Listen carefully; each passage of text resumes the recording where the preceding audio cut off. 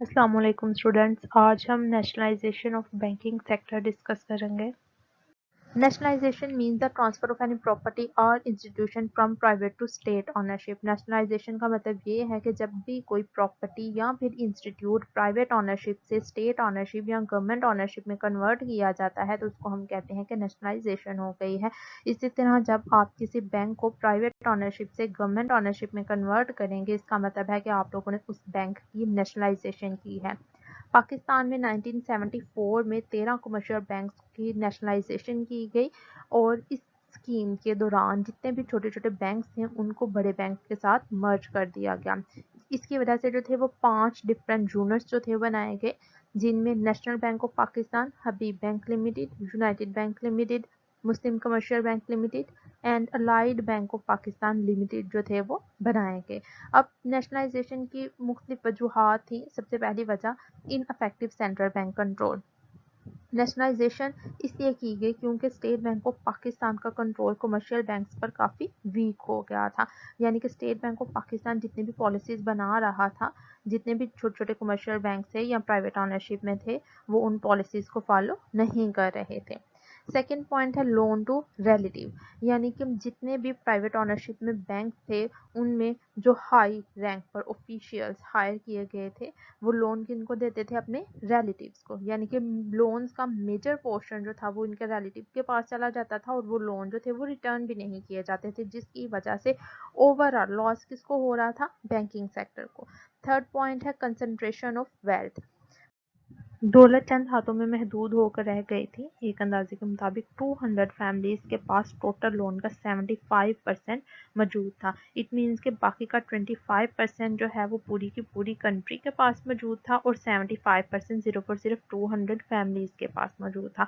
तो इन सब प्रॉब्लम्स को रिमूव करने के लिए गवर्नमेंट ने ये ज़रूरी समझा, गवर्नमेंट ने ये डिसाइड किया कि बैंक्स को जो है वो नेशनलाइजेशन जो है वो उनकी होनी अब ज़रूरी है। चौथा पॉइंट है मिस यूज़ ऑफ क्रेडिट। अब बैंकिंग सेक्टर में जितने भी लोन्स इशू किए जा रहे थे वो ब्लाइंडली जो थे वो इशू किए जा रहे थे, उनके पीछे कुछ सिक्योरिटी वगैरह जो थी वो नहीं ली जा रही थी। और जितने भी लोन्स जो थे वो इशू किए जा रहे थे इनमें से मोस्टली लोन्स ऐसे थे जो इरिकवरेबल थे, क्योंकि विदाउट सिक्योरिटी जब आप लोग लोन इशू करते हैं तो उनके रिकवर होने के चांसेस जो हैं वो बहुत कम होते हैं। छठा पॉइंट है इम्प्रॉपर एलोकेशन। प्राइवेट सेक्टर में जितने भी लोन दिए जा रहे थे वो बड़े बड़े इंपोर्टर्स को दिए जा रहे थे, एक्सपोर्टर्स को दिए जा रहे थे, इंडस्ट्रियल सेक्टर को दिए जा रहे थे, लेकिन अगर हम एग्रीकल्चर सेक्टर की बात करें तो उसे टोटली निगलेक्ट किया जा रहा था। छठा पॉइंट है प्रोटेक्शन ऑफ ब्लैक मनी।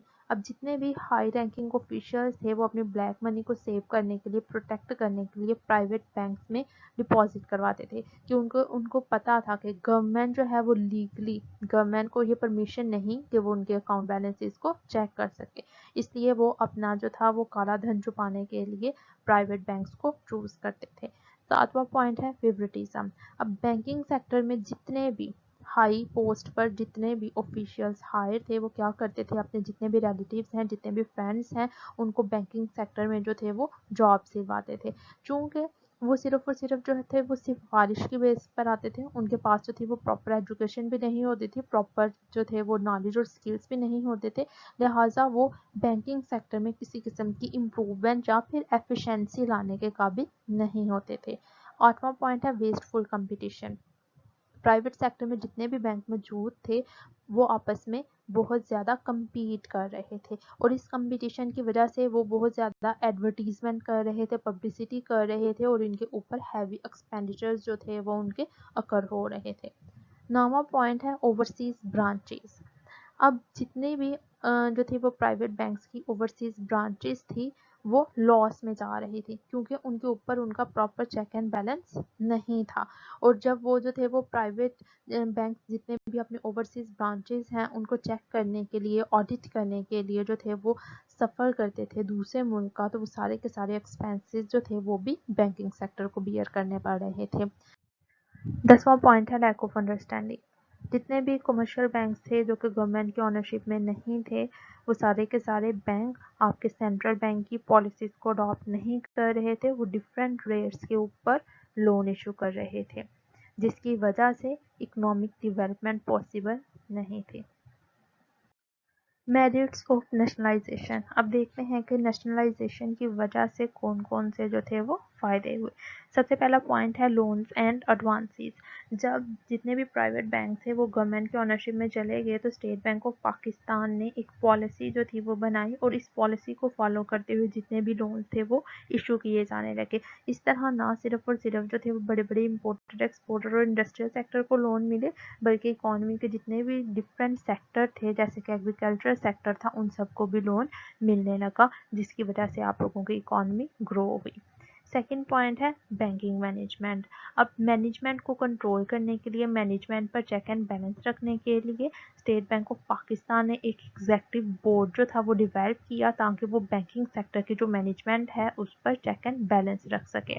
जब जो था वो इनके ऊपर प्रॉपर चेक एंड बैलेंस रखा गया तो मैनेजमेंट जो थी वो भी अच्छे तरीके से काम करने लगी, जिसकी वजह से ओवरऑल बैंकिंग सेक्टर की प्रोग्रेस होने लगी। थर्ड पॉइंट है रूरल बैंक ब्रांचेस। अब नेशनलाइजेशन के बाद जितने भी कमर्शियल बैंक थे उनकी देहाती इलाकों में भी नई ब्रांचेस ओपन की गई। इससे फ़ायदा क्या हुआ कि जितने भी कमर्शियल बैंक जिनके फंड्स बेकार पड़े हुए थे उनका भी प्रोडक्टिव इस्तेमाल किया गया। चौथा पॉइंट है कंट्रोल ओवर एक्सपेंसेस। अब हमने जो थी वो कॉजेज में बात की थी कि जितने भी कमर्शियल बैंक थे वो कंपटीशन आपस में कर रहे थे, इसके अलावा जो थे वो एडवर्टीजमेंट के ऊपर, इंटरटेनमेंट के ऊपर काफ़ी ज़्यादा उनके अखराजात आ रहे थे। तो इन अखराजात को जो था वो कम किया गया, कंपटीशन को जो था वो कम किया गया, जिसकी वजह से कि उनका प्रॉफिट मार्जिन इंक्रीज हो गया। पांचवा पॉइंट है फॉरेन बैंक ब्रांचेस। अब फॉरेन बैंक ब्रांचेस की परफॉर्मेंस को भी इम्प्रूव किया गया। जितने भी एम्प्लॉयज़ जो थे वो मेरिट बेसिस पे अब हायर किए जाते थे, जिसकी वजह से बैंकिंग सेक्टर की एफिशिएंसी जो थी पहले की निस्बत इम्प्रूव हुई और फॉरेन ब्रांचेस से भी प्रॉफिट आना स्टार्ट हो गया।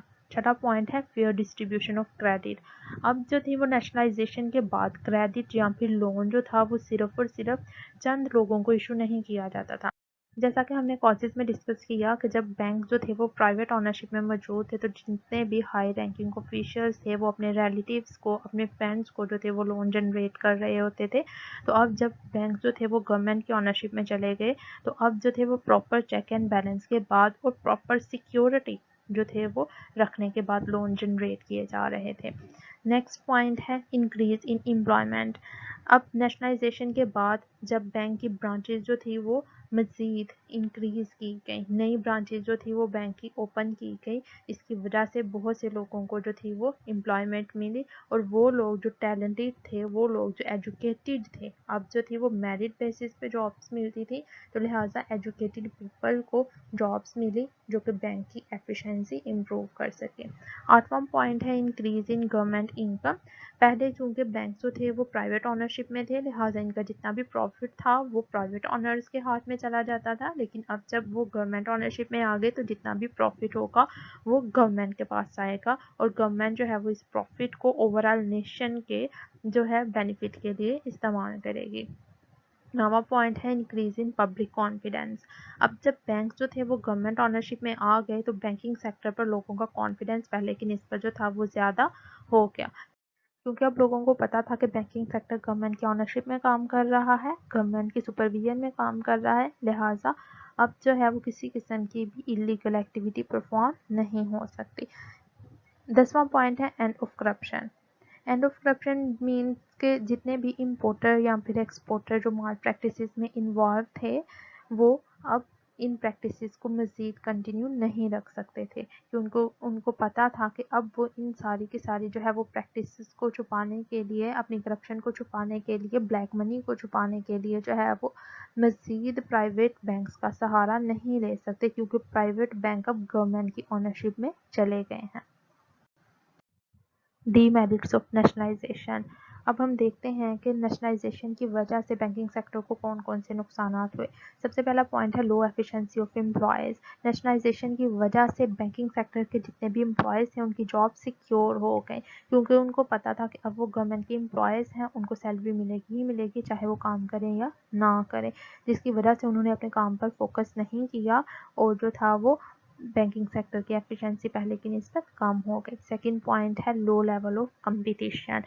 किसी भी बिजनेस की डेवलपमेंट के लिए, प्रमोशन के लिए कंपटीशन होना बहुत ज़रूरी है। लेकिन गवर्नमेंट ऑनरशिप में आने के बाद चूँकि कंपटीशन नहीं रहा, लिहाजा बैंकिंग सेक्टर ने अट्रैक्टिव और इफेक्टिव पॉलिसीज़ बनाना जो था वो बंद कर दिया। अट्रैक्टिव और इफेक्टिव बैंकिंग पॉलिसीज़ पर जो था वो फोकस नहीं दिया गया, जिसकी वजह से इनकी एफिशिएंसी पहले की निस्बत कम हो गई। थर्ड पॉइंट है corruption and bad debts. Nationalisation की वजह से high level of corruption and bad debts occur होने लगे।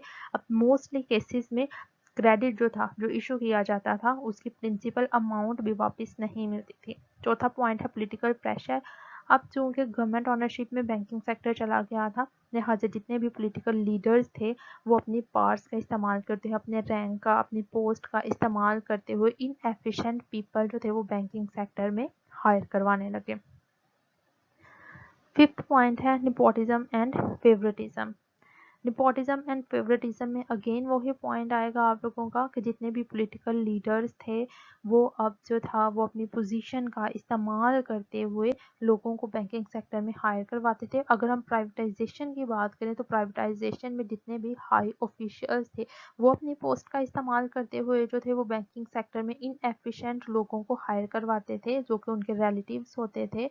इसी तरह अगर हम जो थी वो बात करें नेशनलाइजेशन की, तो चूंकि अब गवर्नमेंट की ऑनरशिप में बैंक चले गए हैं, तो अब जितने भी पॉलिटिकल लीडर्स हैं वो अपनी पोस्ट का इस्तेमाल करते हुए, अपनी पावर्स का इस्तेमाल करते हुए इनएफिशिएंट पीपल जो है वो हायर करवाने लगे बैंकिंग सेक्टर में। 6 पॉइंट है अनफेयर डिस्ट्रीब्यूशन ऑफ क्रेडिट। चूंकि नेशनलाइजेशन के बारे में ये सोचा गया कि अब जो है वो जितना भी एग्रीकल्चर सेक्टर है या फिर जितने भी इकोनॉमी के सेक्टर्स हैं उनको जो है वो लोन दिया जाएगा, लेकिन ऐसा कुछ भी नहीं हुआ। इन एक्चुअल अगर हम बात करें तो जितने भी बड़े बड़े जो थे वो ज़मींदार थे, जितने भी जो थे वो ऑफिसर्स थे, उनको जो था वो लोन दिया जाने लगा क्योंकि वो अपनी पावर्स का इस्तेमाल करते हुए जो थे वो लोन लेने लगे। लास्ट पॉइंट है जी हमारा डिफ़िकल्टी इन गेटिंग लोन्स। अब चूँकि गवर्नमेंट की ऑनरशिप में जो थे वो बैंकिंग सेक्टर चला गया, तो बैंकिंग सेक्टर से जो है वो लोन लेने के लिए जो प्रोसीजर, जो पॉलिसीज़ जो थी वो डेवलप की गई। जितने भी अनपढ़ लोग थे, जो अनएजुकेटेड लोग थे, वो इतना लंबा प्रोसीजर जो थे वो फॉलो नहीं कर पाते थे।